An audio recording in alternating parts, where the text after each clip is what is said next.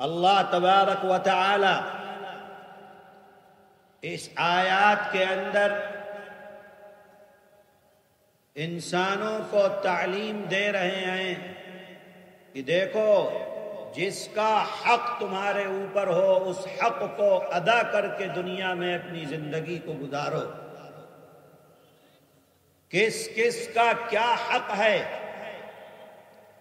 سب سے پہلے اللہ تعالی اس آیت کے اندر اپنا حق بیان فرما رہا ہے، وَاعْبُدُوا اللَّهَ وَلَا تُشْرِكُوا بِهِ شَيْئًا۔ اے لوگو، اس بات کو اپنے ذہن میں بٹھا لو کہ اللہ کا حق اس کے بندے پر یہ ہے کہ اللہ کا بندہ اللہ کے علاوہ کسی دوسرے کی عبادت نہیں کرے گا۔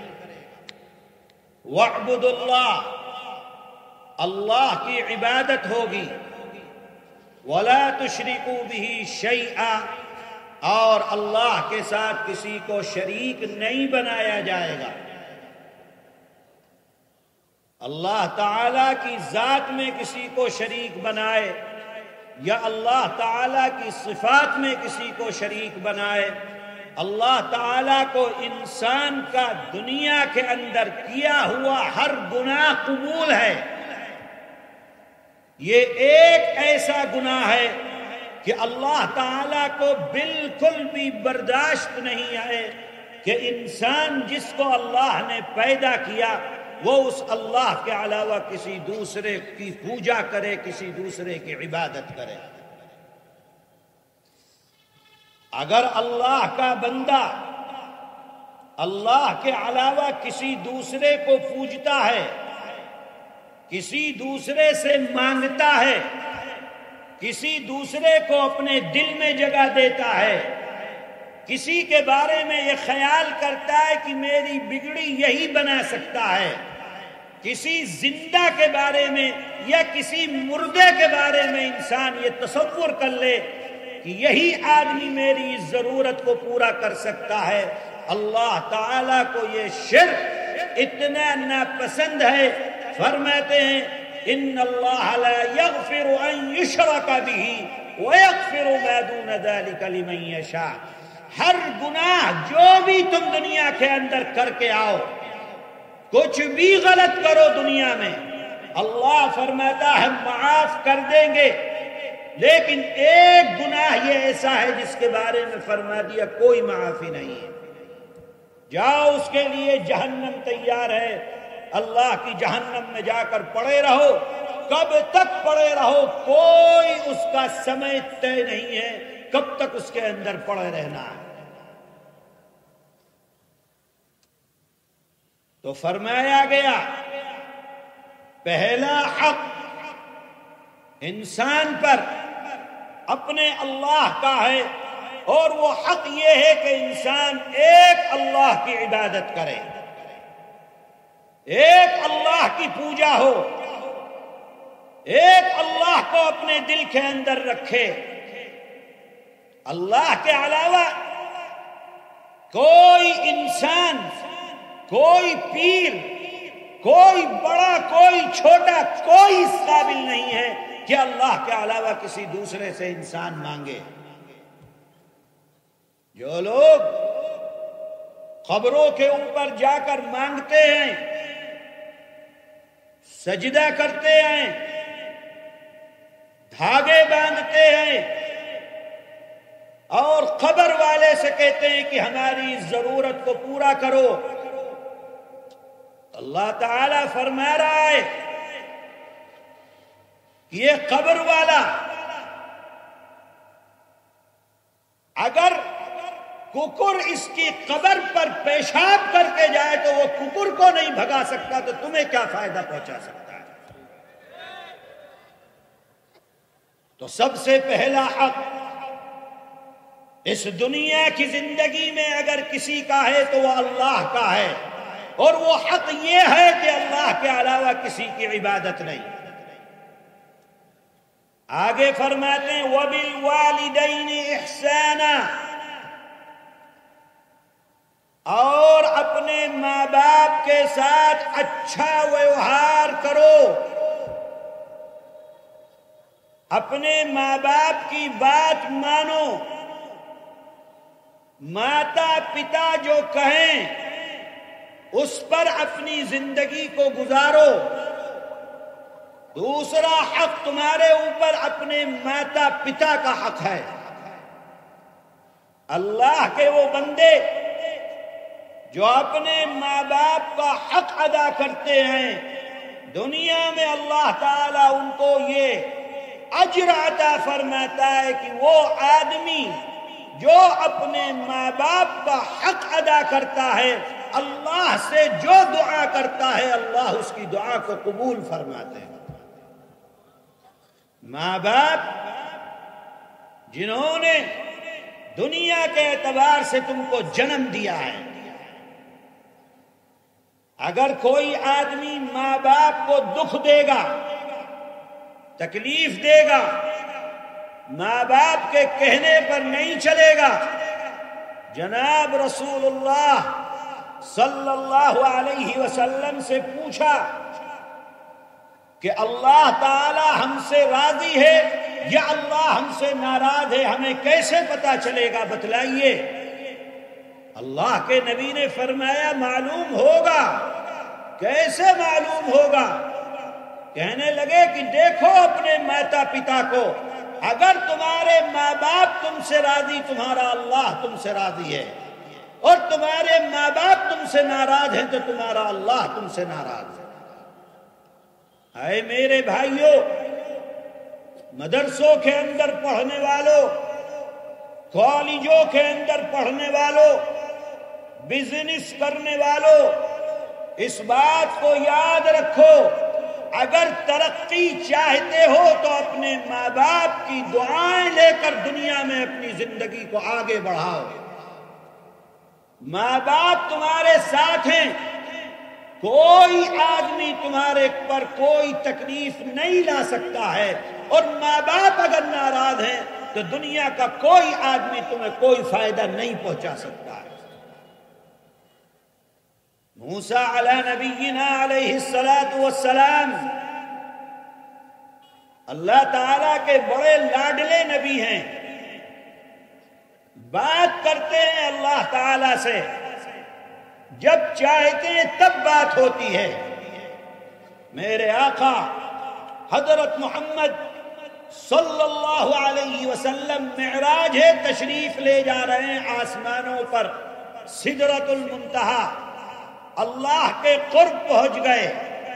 جب آسمان سے اوپر اٹھے تو اللہ کے نبی کے کان میں آواز آئی کہ کوئی بہت گرمی کے ساتھ بات کر رہا ہے۔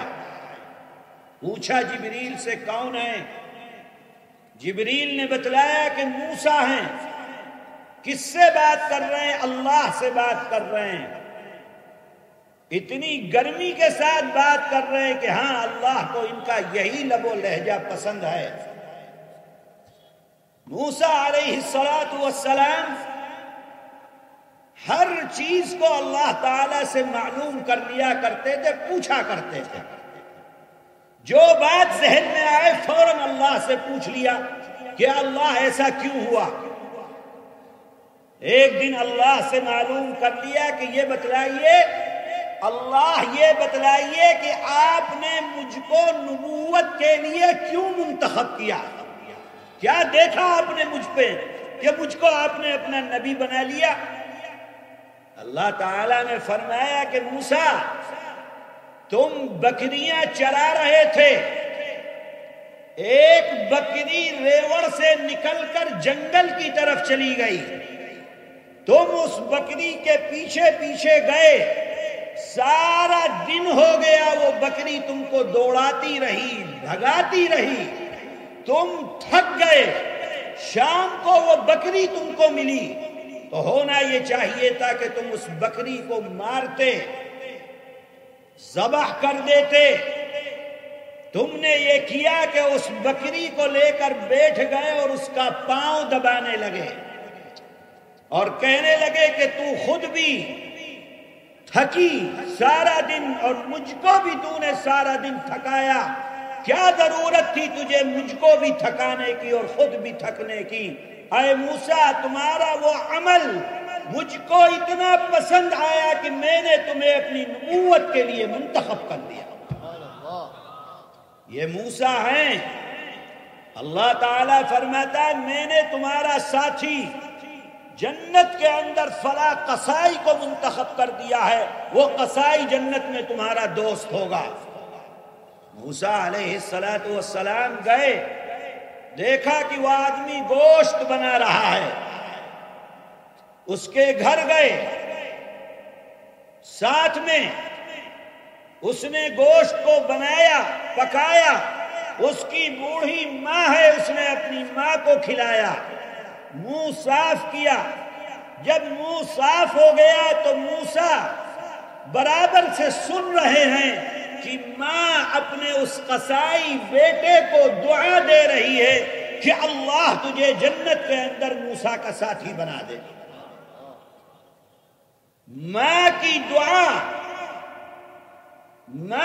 دعا ایک قصائی کو ایک نبی کا ساتھی بنا دیتی ہے۔ ماں باپ کی دعا اولاد کے حق میں سیدھی اللہ کے عرش کے اوپر جاتی ہے۔ آج ہم دیکھتے ہیں لوگ جگہ جگہ پر یہ کہتے ہیں کہ بھئی ہمارے لیے دعا کر دیجئے، دعا کر دیجئے، یہ پریشانی ہے وہ پریشانی ہے، کبھی اس مولانا کے پاس، کبھی اس مولانا کے پاس، کبھی اس بزرگ کے پاس، کبھی اس بزرگ کے پاس۔ اے لوگو، کبھی تم اپنی ماں کے پاس بھی گئے ہو کہ اے اماں میرے ساتھ یہ پریشانی ہے، میرے لیے دعا کر دیجئے؟ اگر تجھ کو دعا کرانی ہے اپنے لیے تو ماں سے کرا، باپ سے کرا۔ تیری ماں اور تیرا باپ جس دل سے تیرے لیے دعا کریں گے دنیا کا کوئی آدمی تیرے لیے نہیں کر سکتا۔ اللہ کا نبی اپنے صحابہ کو کہہ رہا ہے کہ اے میرے صحابہ دیکھو، میرے دنیا سے جانے کے بعد ایک آدمی آئے گا جس کا نام اویس ہوگا، اس اویس سے اپنے لیے دعا کرانا۔ اے اللہ کے نبی، کیا عمل ہے اویس کا کہ ہم اس سے اپنے لیے دعا کرائیں؟ ہم تو خود آپ کے ساتھی ہیں، ہم تو خود صحابی ہیں۔ اللہ کے نبی نے فرمایا کہ اویس نے اپنی ماں کی ایسی خدمت کی ہے کہ جب اویس اللہ کے لیے ہاتھ اٹھاتے ہیں دعا کے لیے تو اللہ کبھی بھی اویس کے ہاتھ کو خالی ہاتھ واپس نہیں کرتا۔ یہ صلہ اویس کو کیسے ملا؟ اپنی ماں کی خدمت سے ملا۔ ماں باپ کی خدمت کرو گے اللہ بھی راضی ہے، ماں باپ کی خدمت کرو گے دنیا کے اندر بھی ملنے والا ہے، آخرت کے اندر بھی ملنے والا ہے۔ تو اللہ تعالیٰ نے فرمایا وَاعْبُدُوا اللَّهَ وَلَا تُشْرِكُوا بِهِ شَيْئًا وَبِالْوَالِدَيْنِ إِحْسَانًا وَبِذِي الْقُرْبَى وَالْيَتَامَى وَالْمَسَاكِينِ۔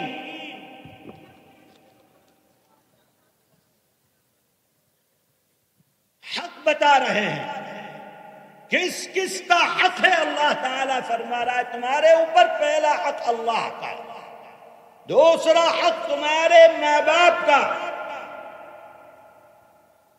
وہ بھی ذی القربہ، تیسرا حق تمہارے اوپر تمہارے رشتہ داروں کا، رشتہ داروں کا حق تمہارے اوپر، اپنے رشتہ داروں کے ساتھ اچھا ویوہار کرنا تمہارے اوپر لازم ہے۔ آج کا مسلم معاشرہ دیکھو اپنے چاروں طرف، سب سے زیادہ لڑائی اگر ہم میں کسی کے ساتھ ہے تو اپنے رشتہ داروں کے ساتھ۔ رشتہ دار کے خون کا پیاسا ہوا پڑا ہے، بھائی بھائی کے درمیان لڑائی، محلے میں جہاں بھی خاندان خاندان کے درمیان لڑائی، ہر آدمی دوسرے کی ٹانگ کھینچنے پر، ہر آدمی دوسرے کو نیچا دکھانے کے اوپر لگا ہوا ہے۔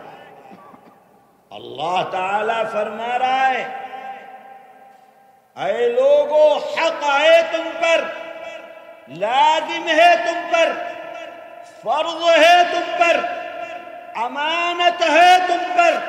پہلی امانت اللہ کی کہ اللہ کے علاوہ کسی کی عبادت نہیں۔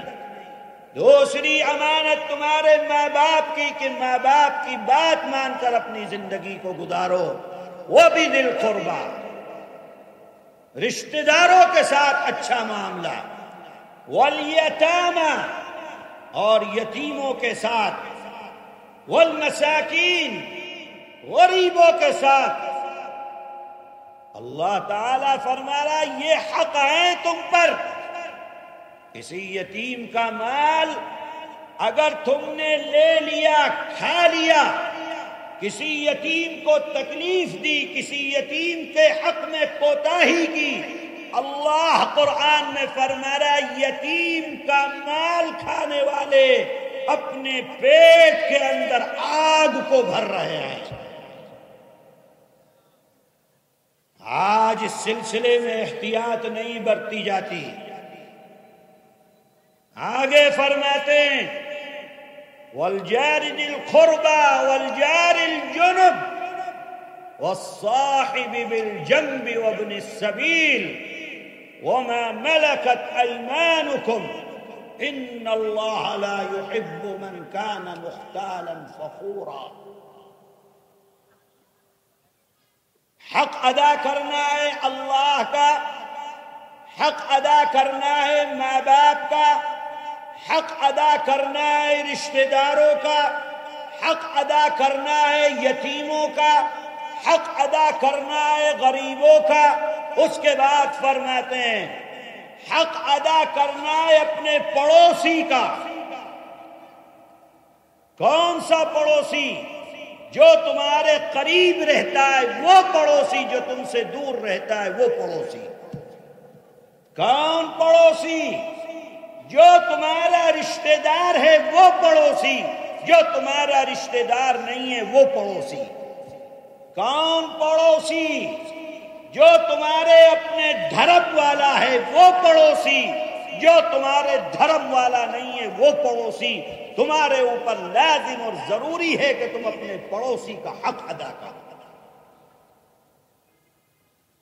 اے میرے بھائیوں، یہ دین اسلام شریعت اس لیے نہیں ہے، ہم ایمان والے اس لیے نہیں ہیں کہ ہم اپنی مرضی کے مطابق اپنی زندگی کو گزاریں۔ ہمیں اللہ نے جو بتلایا ہے اس بتلائے ہوئے کے مطابق ہمیں اپنی زندگی کو گزارنا ہے۔ جو بتلایا اس کے مطابق۔ کہاں ہیں آج پڑوسی کا حق ادا کرنے والے؟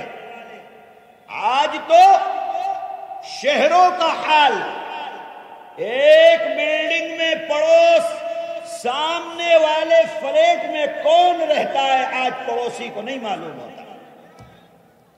اس کے گھر میں دکھ ہے، درد ہے، نہیں معلوم ہوتا۔ اس کے بچے کس طریقے پر اپنی زندگی گزار رہے ہیں نہیں معلوم ہوتا۔ پڑوسی کا اتنا حق کہ اللہ کا نبی فرما رہا ہے کہ مجھ کو یہ خوف ہونے لگا کہ اللہ کہیں وراثت میں پڑوسی کا بھی حق نہ رکھ دے۔ اور آج مسلمان بالکل اس چیز سے غافل بیٹھا ہوا ہے، بالکل غافل بیٹھا ہوا ہے۔ آج یاد ہی نہیں مسلمان کو کہ ہمارے اوپر ہمارے پڑوس کا بھی کوئی حق ہے۔ اللہ کا نبی حق یہاں تک فرماتا ہے اگر تیرا پڑوسی تجھ سے پیسہ مانگتا ہے، قرض مانگتا ہے، تیرے اوپر ضروری ہے کہ تو اس کو قرض دے۔ تیرے یہاں کوئی اچھا کھانا بنتا ہے، ضروری ہے تیرے اوپر کہ تو اپنے پڑوسی کے گھر بھی بھیج. تمہارے یہاں شادی ہے، بیاہ ہے، تمہارے یہاں فنکشن ہے، تمہارا عید ہے، تمہاری بقرعید ہے. قرآن کہہ رہا ہے کہ اگر تمہارا پڑوسی غریب چاہے اپنا ہو چاہے دوسرے دھرم کا ہو، کوئی اس سے بحث نہیں کہ اس کا دین کیا ہے، اس کا دھرم کیا ہے. پڑوسی ہے تیرا، وہ تیرے اوپر حق ہے. تم نے اگر اپنے بچوں کے نئے کپڑے بنائے اور تمہارا پڑوسی ہندو ہے، غیر ہے، اور اس کے بچے پرانے کپڑے کے اندر رہیں، یاد رکھنا تم نے پڑوسی کا حق ادا نہیں کیا. اللہ تعالیٰ اس سلسلے میں قرآن کی آیات بیان فرما رہے ہیں. یہ حق ہے پڑوسی کا. کہاں ہیں آج وہ لوگ جو اسلام کی دہائی دیتے ہیں کہ ہم اسلام پر عمل کرنے والے؟ کہاں ہیں اپنے پڑوسیوں کا حق ادا کرنے والے؟ صرف پڑوسی ہے ایک اجر، مسلمان پڑوسی ہے 2 اجر، رشتے دار مسلمان پڑوسی ہے اگر آپ اس کے ساتھ کرتے ہو اللہ 3 اجر آپ کو عطا فرمائے گا. اے لوگو، حق بیان ہو رہے ہیں. اللہ تعالیٰ فرما رہا ہے کیسے دنیا میں اپنی زندگی کو گزارنا. وَاعْبُدُوا اللَّهَ وَلَا تُشْرِكُوا بِهِ شَيْئًا وَبِالْوَالِدَيْنِ إِحْسَانًا وَبِذِي الْقُرْبَى وَالْيَتَامَى والمساكين والجار ذي القربى والجار الجنب والصاحب بالجنب وابن السبيل. والصاحب بالجنب، کہاں تک اللہ نے حق بیان کر دیا کہ تم بس میں سفر کر رہے ہو، تمہارے برابر میں جو بیٹھا ہے سیٹ پر اس پر بھی حق ہے، اس کا بھی حق ہے. جلسے کے اندر بیٹھے ہو، نہیں جانتا ایک دوسرے کو، حق ہے تمہارے اوپر برابر میں بیٹھے ہوئے انسان کا. اگر تم نے اس کو تکلیف دی، پانی کی پیاس لگی، تم نے اکیلے پانی پی لیا، برابر والے کو نہیں پوچھا، تم نے اس کے حق کے اندر کوتاہی کی. ٹرین میں سفر کر رہے ہو، بس میں سفر کر رہے ہو، گاڑی میں سفر کر رہے ہو، رکشے میں سفر کر رہے ہو، کہیں جا رہے ہو، کہیں آ رہے ہو، قرآن کہہ رہا ہے والصاحب بالجنب، جو تمہارے برابر کی سیٹ پر بیٹھا ہوا اس کا بھی حق ہے تمہارے اوپر. اتنی ہی دیر کے لیے حق ہے جتنی دیر وہ تمہارے برابر میں بس یا ٹرین کے اندر سفر کر رہا ہے. کہاں ہیں آج مسلمان؟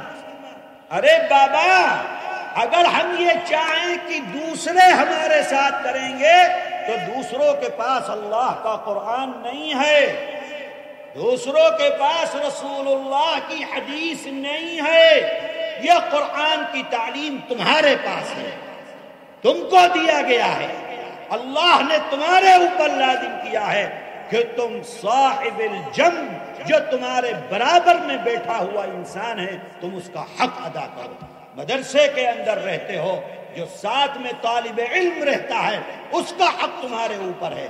تمہارے پاس پیسہ ہے، تمہارے گھر والے مالدار ہیں، تمہارا ساتھی غریب ہے، تم روزانہ ناشتے کے اندر صبح کو اچھا ناشتہ کرتے ہو اور تمہارا غریب ساتھی طالب علم وہ کمزور ناشتہ کرتا ہے، یاد رکھنا تم حق کے اندر کوتاہی کرنے والے اور حق کو مارنے والے.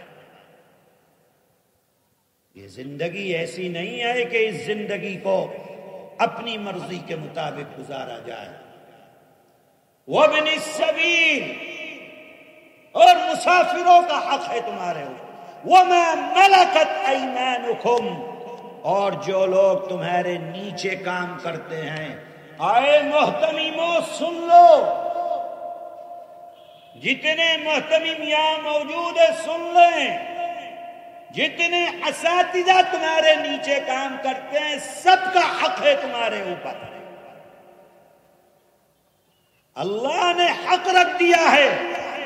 کوئی اساتذہ کے یہاں کوئی تکلیف پریشانی ہوتی ہے تمہاری ذمہ داری ہے کہ تم اس کو دیکھو.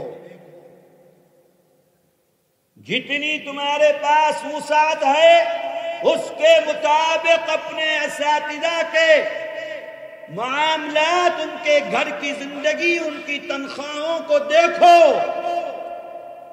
اگر مدرسے کے پاس پیسہ ہے اور استاذ کو تنخواہ محتمم نہیں دیتا، حق میں کوتاہی کرتا ہے، اللہ کے ہاں پکڑ ہوگی، عذاب جہنم دیا جائے گا ایسے انسان کو جو اپنے نیچے والوں کے حق کو ادا نہیں کرتا. وَمَا مَلَكَتْ أَيْمَانُكُمْ إِنَّ اللَّهَ لَا يُحِبُّ مَنْ كَانَ مُخْتَالًا فَخُورًا. اللہ پسند نہیں فرماتے غرور کرنے والوں کو. جو حق ادا نہیں کرتا وہ غرور اور تکبر کرتا ہے. بڑائی اس کے دماغ میں محتمم ہوں، میرا کون کیا کر لے گا، میں پیسہ لے کر آتا ہوں، میرا کون کیا کر لے گا، کیا حیثیت ہے استاذ کی میرے سامنے، جب چاہوں میں اس کو نکال دوں، میرا کون کیا کر سکتا ہے. یہ ہے تکبر، یہ ہے بڑائی. اللہ تعالیٰ کو تکبر اور بڑائی بالکل پسند نہیں. اٹھا کر پٹخ دیتا ہے، پھینک دیتا ہے. سارے عمل لائے گا اس انسان کے جو انسان دنیا کے اندر تکبر کے ساتھ اپنی زندگی کو گزارے. اے میرے بھائی، میں نے آپ کے سامنے یہ آیت پڑھی. اس آیت میں جن لوگوں کے حقوق اللہ تعالی نے بیان فرمائے ہیں ان حقوق کو ادا کرتے ہوئے اپنی زندگی کو گزارو تاکہ دنیا کے اندر بھی باعزت رہو اور آخرت میں بھی باعزت رہو. پہلا حق اس میں اللہ تعالی نے اپنا بیان کیا ہے، دوسرا ماں باپ کا حق بیان کیا ہے، اس کے بعد رشتہ داروں کا حق بیان کیا، اس کے بعد اللہ تعالیٰ نے یتیموں کا حق بیان کیا، اس کے بعد اللہ تعالیٰ نے مساکین کا حق بیان کیا، اس کے بعد رشتہ داروں کا حق بیان کیا، اس کے بعد جو آپ کے پڑوسی ہیں چاہے وہ ایمان والے ہوں چاہے وہ کافر ہوں ان کا حق اللہ تعالیٰ نے بیان فرمایا ہے. اور اللہ جو تمہارے نیچے کام کرتے ہیں، جو لوگ مسافرین ہیں، اللہ نے انسانوں کا حق اس آیت کے اندر پیش کر کے تمہارے سامنے رکھ دیا. دیکھو کسی بھی انسان کو دکھ مت دینا دنیا کے اندر. اگر دکھ دو گے اللہ ناراض ہوں گے. کسی بھی انسان کو تکلیف مت دینا، تکلیف دو گے تو اللہ ناراض ہوں گے. کوئی بھی انسان ہو، اپنا ہو غیر ہو، پرایا ہو رشتہ دار ہو غیر رشتہ دار ہو، دھرم والا غیر دھرم والا، اپنی محلے والا دوسرا کوئی انسان ہو، اللہ فرما رہا ہے اس انسان کے ساتھ بھلائی کا معاملہ کرو، اچھائی کا معاملہ کرو، خیر کا معاملہ کرو. وہ بھوکا ہے تو اس کو کھانا کھلاؤ، وہ پیاسا ہے تو اس کو پانی پلاؤ، اس کے پاس کپڑا نہیں تو اسے کپڑا پہناؤ. جس کے پاس جو پریشانی ہے وہ اس کی پریشانی کو دور کرو تو تم اس کا حق ادا کرنے والے بن جاؤ گے. اللہ تعالی ہم سب کو قرآن کی اس آیت پر عمل کرتے ہوئے اپنی زندگی گزارنے کی توفیق عطا فرمائے. اللہ تعالی اس مدرسے کو ترقی عطا فرمائے اور مدرسے کے محتمم مولانا مرغوب الرحمان صاحب اللہ ان کی خدمات قبول فرمائے اور اللہ ان کو لمبی زندگی عطا فرمائے اور اس مدرسے کے فیض کو تا قیامت جاری فرمائے. ان کے ماموں جو بیمار تھے اللہ نے ان کو صحت عطا فرمائی. اللہ مزید صحت و عافیت و سلامتی کے ساتھ ان کو قائم و دائم رکھے اور اس پوری بستی میں اللہ تعالی رحمتوں کی بارش نازل فرمائے. جتنے حضرات یہاں جمع ہوئے ہیں اس جلسے کے اندر اللہ تمام آنے والوں کی جائز حاجتیں تمنائے اور مرادوں کو پورا فرمائے. اور اللہ نے جس طریقے سے ہمیں یہاں جمع کیا اللہ اپنی جنت میں بھی ہم سب کو جمع فرمائے. وآخر دعوانا ان الحمد للہ.